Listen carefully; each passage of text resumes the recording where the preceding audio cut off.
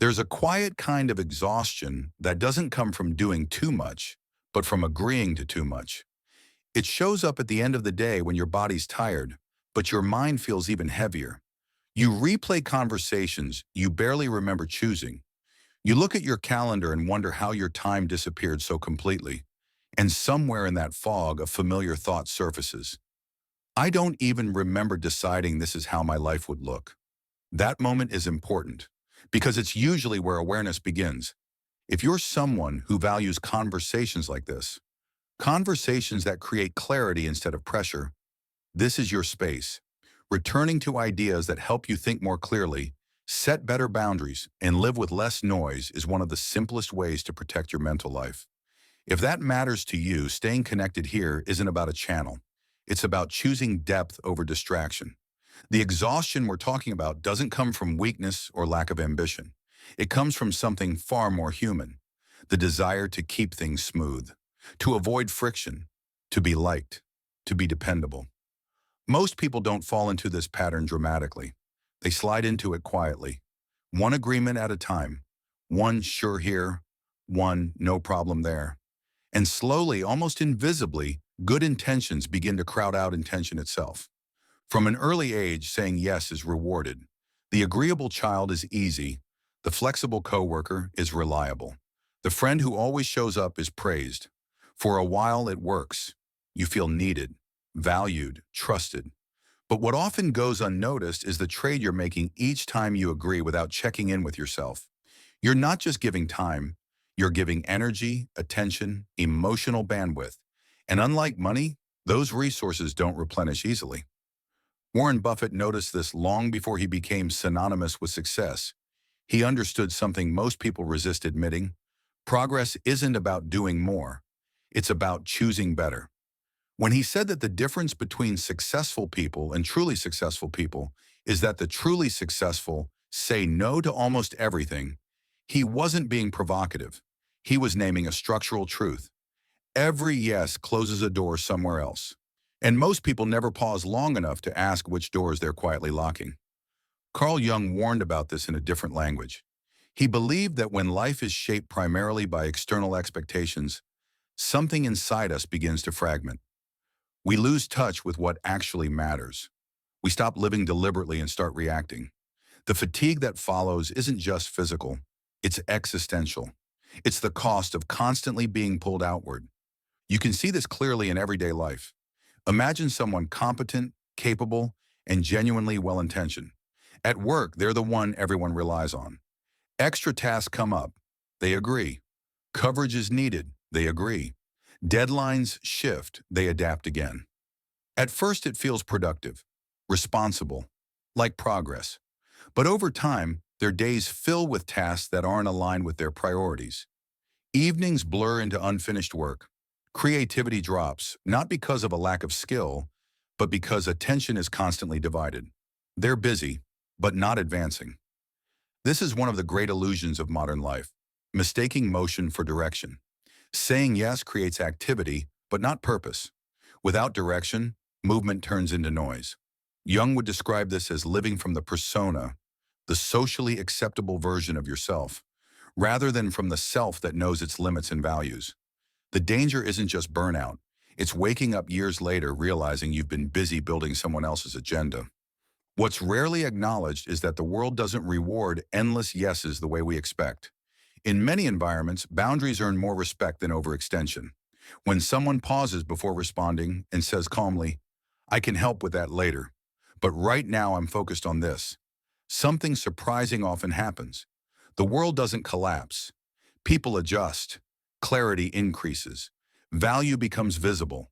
Availability is replaced with effectiveness. This is where saying no begins to change meaning. No isn't rejection, it's selection. It's choosing where your best energy goes. And when you don't choose consciously, someone else always will. But work is only one layer.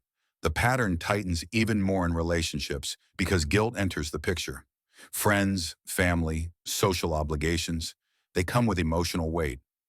Saying no feels like letting people down. So you keep agreeing. You show up depleted. You listen when you have nothing left to give. And eventually resentment appears quietly. disguised as fatigue. You might recognize this in small moments. A last-minute invitation you accept even though you needed rest. You smile, but you're not fully present. Over time, the relationship feels draining, not because the other person is harmful, but because your yes isn't honest. Jung believed resentment is often the shadow of unexpressed boundaries. What isn't said doesn't disappear. It returns as irritation, withdrawal, or distance. Here's an uncomfortable truth that's also deeply freeing. A yes that costs you your peace isn't kindness. It's avoidance. Avoidance of discomfort. Avoidance of disappointing someone. Avoidance of being misunderstood. Growth always asks for friction. Clarity almost always feels uncomfortable at first. Saying no doesn't make you less caring. It restores meaning to your yes. When you show up because you genuinely can, your presence carries weight. Relationships improve not because you're more available, but because you're more real. There's also a subtler version of this pattern, directed inward. The yes to distractions. The yes to just this once. The yes to everything except what actually matters to you. One more errand instead of movement. One more scroll instead of focus. These yeses don't feel dramatic, but they slowly erode momentum. Jung warned about endless adaptation. When you adapt too much, you lose your center. You forget what you were building. The tragedy isn't failure. It's potential quietly starved of attention. This is where saying no becomes more than a boundary. It becomes an act of self-respect. A way of saying, my time has limits, my energy has shape, my life has direction. Without that, even good lives don't collapse. They shrink. When people start noticing this pattern, they often don't feel trapped. They feel guilty. Guilt is persuasive because it disguises itself as virtue. It tells you your discomfort is proof of kindness, your exhaustion evidence of care. And because most people want to be good, guilt becomes one of the most effective forms of self-control. You can understand intellectually that you're overextended and still feel a tightening in your chest at the thought of saying no. That's not hypocrisy, it's conditioning. Many of us learned early that worth is tied to usefulness. Praise followed compliance, approval followed sacrifice. Safety became linked to being needed. Jung would recognize this immediately as confusion between the persona and the self. When guilt governs your choices, you're not acting from truth. You're acting from fear of rejection. Fear is persuasive, but it's a poor guide. Notice what happens in your body when you consider saying no. The anxiety, the automatic story. They'll be disappointed. They'll think I'm selfish. I'll damage the relationship. These thoughts feel like facts, but they're predictions shaped by old emotional learning. Jung called this an unconscious complex. Patterns formed early, replayed often, rarely questioned. Saying yes brings temporary relief. The anxiety fades. The imagined threat disappears. But the cost comes later, when energy crashes and resentment grows. This cycle repeats until exhaustion forces awareness. What makes guilt especially powerful is that it never announces itself as fear. It speaks in the language of responsibility, maturity, consideration. But guilt that overrides your limits isn't a moral compass. It's a leash. And some systems benefit when you don't question it, not maliciously, often unconsciously. When you change, resistance appears, not because you're wrong, but because balance is shifting. This is why the first no feels heavy. You're not just setting a boundary, you're disrupting an expectation. This is a confrontation with the shadow, not the darkness of others, but your own fear of being seen clearly.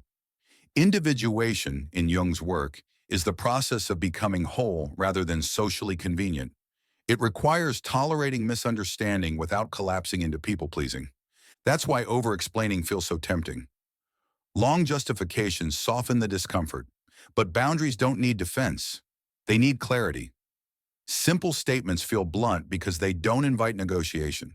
And when you're used to earning acceptance through effort, firmness feels dangerous. At first, guilt spikes. You replay conversations. You doubt yourself. This is normal. Then something shifts. You realize the world didn't end. Some relationships adjust. Others reveal limits. And that information matters. Boundaries don't push healthy people away. They clarify compatibility. As guilt loosens, discernment emerges. You begin to sense the difference between requests and expectations, between mutual exchange and emotional debt. And with that comes a quiet confidence. Not performative, grounded. This changes everything. At work, focus sharpens. In relationships, honesty replaces obligation. Some connections deepen, others fade. Not as failure, but as alignment. And with yourself, something essential rebuilds. Trust. When you say you're tired and you rest, when something matters and you protect it, over time, consistency creates stability. This is the quiet power most people are chasing without realizing it. Power isn't about pushing harder, it's about standing firmly in your truth without apology. Letting go becomes strength. You let go of needing to be liked by everyone, of proving worth through sacrifice, of guilt that no longer serves you. And in return, you gain agency over your time, your energy, your direction. Jung once observed that people will do almost anything to avoid facing their own soul. Saying no forces that encounter. It asks difficult questions. What do I actually want? What am I afraid to lose? What kind of life am I building? Those questions are uncomfortable and liberating. When you choose yourself, you don't become selfish. You become available in a healthier way. Your yes becomes a gift, not a burden. People feel that difference. And most importantly, you do. So this doesn't end with a dramatic transformation. It ends with a quiet decision, repeated daily. Clarity over guilt, honesty over approval, alignment over obligation, living deliberately instead of by default. If something in this stayed with you, you're not alone. Feel free to share what it stirred for you or continue the conversation here. And if you want more reflections like this, thoughtful, grounded, and honest, this space is here for you.